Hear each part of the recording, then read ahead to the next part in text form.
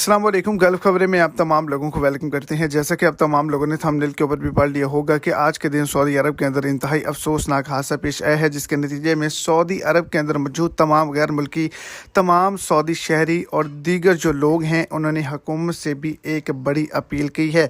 लोगों ने आज के दिन काफ़ी ज़्यादा नुकसानात का सामना किया है। तो वीडियो की तफसीलात को जानने के लिए वीडियो को एंड तक देखें ताकि आपको तमाम डिटेल की अच्छे से समझ आ जाए। और अगर इस चैनल पर आप फर्स्ट टाइम है तो लाजमी से चैनल को सब्सक्राइब कर दें, वीडियो को लाइक कर दें और अपने दोस्तों तक इसको ज़्यादा से ज़्यादा शेयर करें। तो सौदा के अंदर आज के दिन बंदरों ने गाड़ियों पर बहुत ही ज़्यादा हमले किए हैं। ट्रक ड्राइवर्स जो हैं उनको ज़ख्मी कर दिया है। सऊदी शहरी और गैर मुल्की वहाँ पर मौजूद थे जो कि हादसे का शिकार हुए हैं, शदीद ज़ख्मी हुए हैं। फैमिलीज़ वहाँ पर मौजूद थी। तमाम के तमाम जो हैं वो बंदरों की जानिब से अटैक की जद में आए हैं और उन्होंने अपना काफ़ी ज़्यादा नुकसान किया है। तो वहाँ के मुकामी शहरियों और जितने भी विजिटर हैं, सऊदी शहरी हैं, गैर मुल्की हैं, पाकिस्तान से, इंडिया से, किसी भी मुल्क से ताल्लुक़ रखते हैं, जो वहाँ पर मौजूद थे, उन्होंने अपील की है इनको फौरी तौर पर पकड़ा जाए। और सऊदी हुकूमत की जानिब से भी रेड अलर्ट को जारी किया गया है कि वहाँ पे कोई भी शख्स जो है वो ना जाए।